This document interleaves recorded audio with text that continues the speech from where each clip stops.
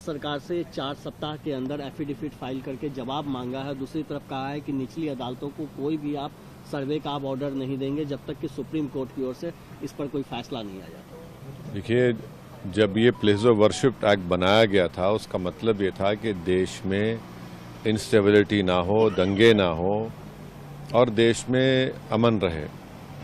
अब हम जो देख रहे हैं, खासतौर से संभल में जो हुआ, जिसमें एक ही दिन में केस फाइल हो गया और 1.5 घंटे के अंदर ऑर्डर भी मिल गया, सर्वे हो गया, फिर दूसरा सर्वे हुआ, उसके नतीजे में हम देखते हैं कि हिंसा हुई और 5 बेकसूर मुसलमानों की वहाँ पर पुलिस के जरिए हत्या कर दी गई फायरिंग में। तो सुप्रीम कोर्ट का आज का फैसला उस एक्ट को सामने रखकर सुप्रीम कोर्ट ने कहा कि अब कोई सर्वे नहीं होगा, कोई केस कोर्ट हियर नहीं करेगी जब तक कि सुप्रीम कोर्ट उसकी हियरिंग को कंप्लीट नहीं करता, जो भी फैसला आएगा। तो ये बिल्कुल सही है। ये बार बार कोर्ट को जाना कि यहाँ पर मस्जिद नहीं थी, 500 साल 600 साल पहले ऐसा हुआ, बिल्कुल गलत है। पार्लियामेंट का एक्ट है और भारत सरकार को, मोदी सरकार तो रिप्लाई डाल ही नहीं रही है अपना, उनको रिप्लाई डालना चाहिए।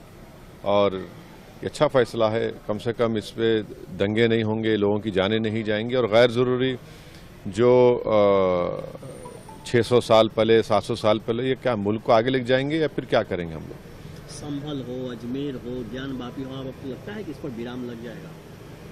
अब तो सुप्रीम कोर्ट का तो ऑर्डर है, तो लोअर कोर्ट्स को सुनना पड़ेगा। अभी 1 नेशन 1 इलेक्शन को लेकर कैबिनेट ने मंजूरी दे दी है, जल्द ही बिल के रूप में सामने। देखिए, जब जिस कमेटी के सामने ये लाया गया था, कोविंद हमारे एक्स प्रेसिडेंट थे, उसके सामने हम जाकर हमारी पार्टी तरफ से दिए कि हम 1 नेशन इलेक्शन के खिलाफ हैं। इसलिए खिलाफ हैं कि ये भारत के फेडरलिज्म के खिलाफ है, जो बेसिक स्ट्रक्चर का हिस्सा है। और स्टेट्स जो है ना, वो कोई पोटेंटेट्स नहीं है। एक स्टेट एक अलहदा बाज़ाब्ता इंडिपेंडेंट यूनिट है। और तीसरा ये है कि पैसे बचेंगे। क्या पैसे कैसे बचेंगे? पैसे तो अलॉट होते हैं हर इलेक्शन चुनाव के लिए। चौथी बात यह है कि प्रधानमंत्री बोलते हैं कि मॉडल कोड ऑफ कंडक्ट से डेवलपमेंट, ये झूठ है। मॉडल कोड ऑफ कंडक्ट ही तो था जिसकी वजह से आप रोकता नहीं आपको। और अगर हर 6 महीने में चुनाव होगा तो जनता का फायदा होगा ना इसमें, कि सरकार उनको वोट हासिल करने के लिए अपनी पॉलिसीज़ को चेंज करेगी, पेट्रोल की कीमतों में कमी आएगी, नई स्कीम का अनाउंस करेगी। तो ये जो 1 नेशन इलेक्शन है, ये हमारे संविधान के बेसिक स्ट्रक्चर के खिलाफ है, फेडरलिज्म के खिलाफ है। और इससे होगा क्या कि जितने रीजनल पार्टीज हैं कमज़ोर पड़ जाएंगे, क्योंकि लोकल विधानसभा के चुनाव में इशू अलग होगा, पार्लियामेंट के चुनाव में इलेक्शन मुद्दा अलग होगा, फिर लोकल बॉडीज़ में अलग होगा। इन सब को एक साथ कराना ये बिल्कुल गलत है।